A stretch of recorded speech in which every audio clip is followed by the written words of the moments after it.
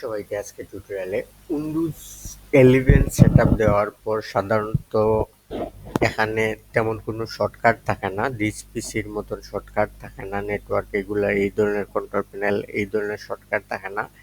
এই শর্টকাটগুলো কিভাবে আনবেন সেই বিষয়ে আজকের আলোচনা। তো এগুলো আনার জন্য প্রথমে উইন্ডোজের যে কোনো জায়গায় রাইট বাটন ক্লিক করুন এবং পার্সোনালাইজেশনে ক্লিক করুন। বিশেষ দ্রষ্টব্য, এখানে উল্লেখ্য যে আপনার উইন্ডোজটি অ্যাক্টিভ থাকতে হবে, সেক্ষেত্রে আপনি এই কাস্টমাইজেশনটা করতে পারেন। সো যাই হোক, পার্সোনালাইজেশনে আসার পর আমরা চলে আসবো থিম সেকশনে। থিম সেকশনে আসার পর আমরা চলে যাব ডেস্কটপ আইকন সেটিংয়ে।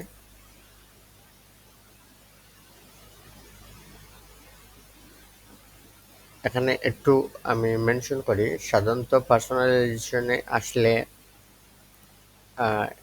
ডিসপ্লেটা এরকম আসবে, তখন আমরা এটাকে ম্যাক্সিমাইজ করে নিব এভাবে এবং ডেস্কটপ আইকনে ক্লিক করব।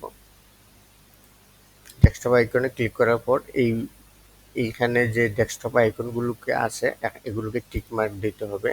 আমার টিক মার্ক ইতিমধ্যে দেওয়া আছে, আপনি যেগুলো রাখতে চান সেগুলোকে টিক মার্ক দিয়ে দিস পিসি সিলেক্ট করে অ্যাপ্লাই নাও বাটনে ক্লিক করলে আপনার শর্টকাটগুলো এখানে চলে আসবে।